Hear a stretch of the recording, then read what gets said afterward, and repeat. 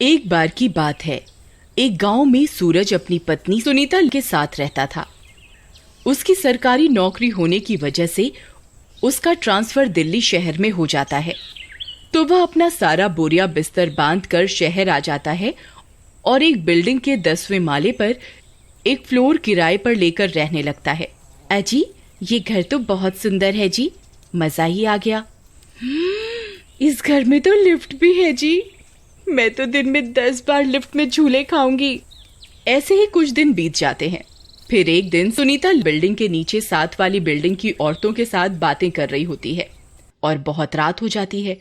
सूरज balcony से उसे आवाज लगाता है, अरे सुनीता, बाकी की बातें कल कर लेना, अब रात बहुत हो गई है, ऊपर आ जाओ।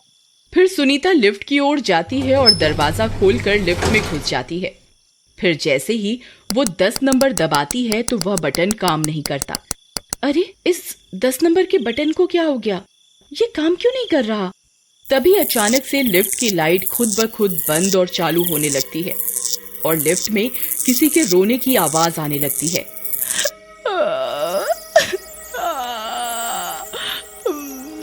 और सारे बटनों की लाइट जल बुझ होने लगती है।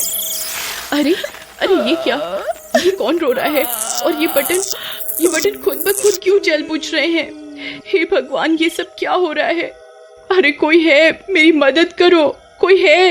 फिर लिफ्ट खुद ब खुद बड़ी तेजी से ऊपर की ओर जाने लगती है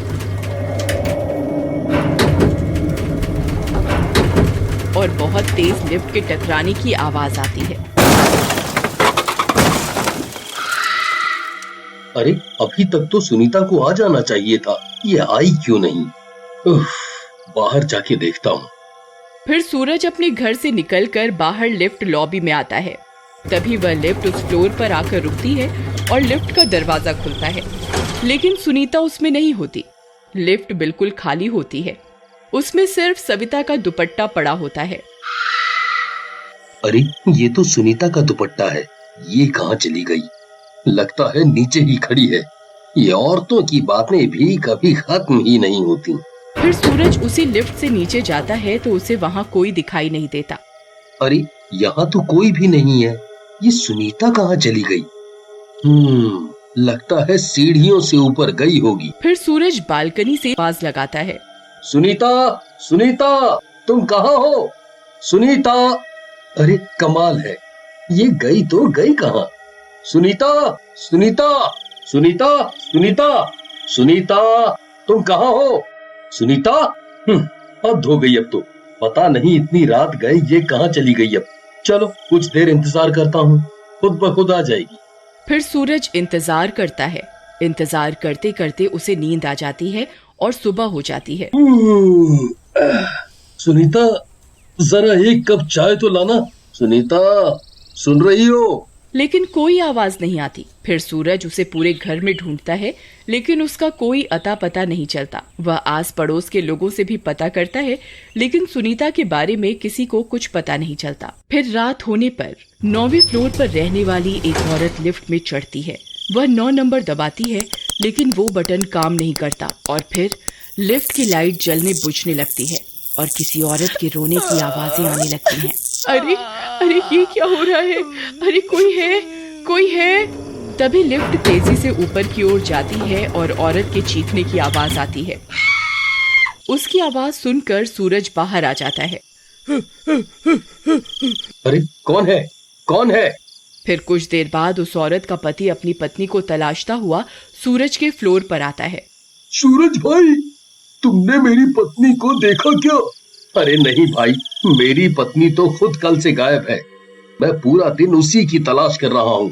पुलिस कंप्लेंट करवाने जा ही रहा था तो किसी औरत की चीख सुनाई दी। तभी वह लिफ्ट वहाँ आकर रुकती है। उसमें उस औरत का दुपट्टा पड़ा होता है। अरे, ये तो मेरी पत्नी का है। मनोज भाई, मुझे भी कल मेरी पत्नी का दुपट्टा लिफ्ट से मिला था। आखिर माजरा क्या है भाई?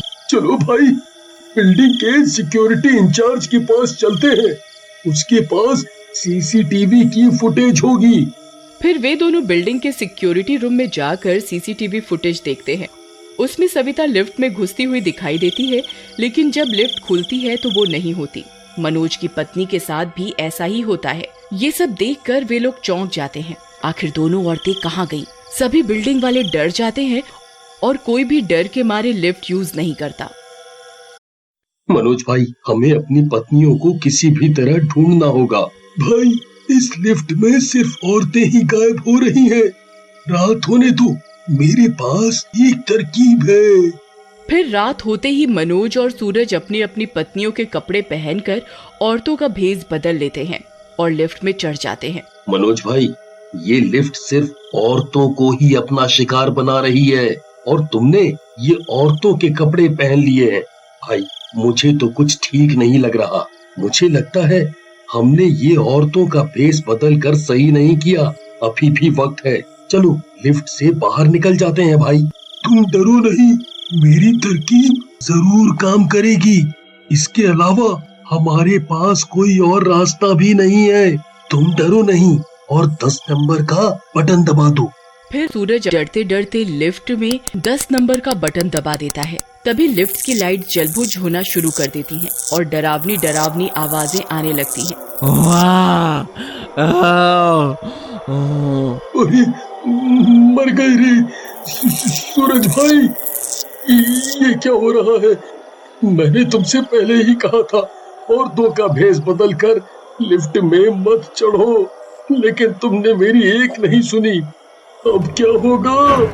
तभी वह लिफ्ट तेजी से ऊपर की ओर जाने लगती है। फिर वो लिफ्ट तेजी से ऊपर की ओर जाती है और सीधा ऊपर छत पर जाकर खुलती है और वहाँ दोनों को कोई शक्ति अपनी तरफ खींच लेती है। अरे, मर गए रे। अरे भाई, मेरी तो टांग ही टूट गई। तभी उन्हें उनकी पत्नियां सामने टंकियों के साथ बंधी हुई दिखाई देती हैं। बहन जी, आप जल्दी से नीचे भाग जाइए, यहाँ एक भूत है, वो आपको भी हमारी तरह कैद कर लेगा। अरे सुनीता, ये मैं हूँ, देखो मैं। अजी आप, ये आप हैं? अजी आप आ गए, जल्दी से हमें आजाद करवाइए, नहीं कहीं वो शैतान ना आ जाए। फिर वे दोनों अपनी पत्नियों को आजाद करवाते हैं। तभी वह शैतान वहां आ जाता है।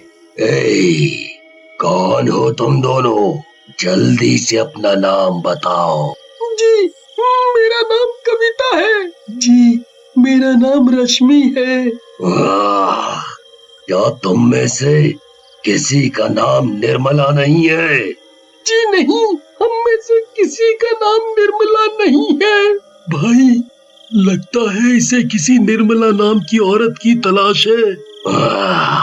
जब तक मेरा मकसद पूरा नहीं होता, तुम चारों यहीं मेरी कैद में रहोगी।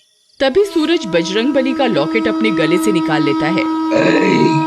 ये क्या कर रहा है? इसे पीछे हटा ले।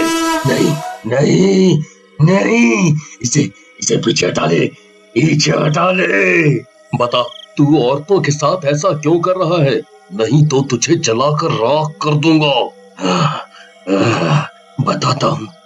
बताता हूँ, इस लॉकेट को दूर करो। बताता हूँ, हमने भी इस बिल्डिंग में फ्लोर खरीदा था, लेकिन इस बिल्डिंग के बिल्डर ने हमारे साथ धोखा किया। हमसे पूरे पैसे ले लिए और हमें हमारा मकान नहीं दिया। इस सदमे को मेरी पत्नी सहन नहीं कर पाई और उसने इसी छत से कूदकर अपनी जान दे दी। उसके बिना मैं नहीं रह पाया। अब मैं उस बिल्डर की पत्नी को भी यहीं से नीचे फेंककर अपनी पत्नी की मौत का बदला लूंगा। वो इसी बिल्डिंग में रहती है, मुझे उसी की तलाश है। देखो, हम समझते हैं तुम्हारे साथ गलत हुआ है, लेकिन उसकी पत्नी की जान लेने से तुम्हें क्या फायदा होगा? हम उस बिल्डर की शिकायत पूरी सोसाइटी और पुलिस से करेंगे और तुम्हें जल्दी से जल्दी इंसाफ दिलवाएंगे। ठीक है, मैं भी थक चुका हूँ। अगर तुम कहते हो तो मैं तुम पे विश्वास करता हूँ।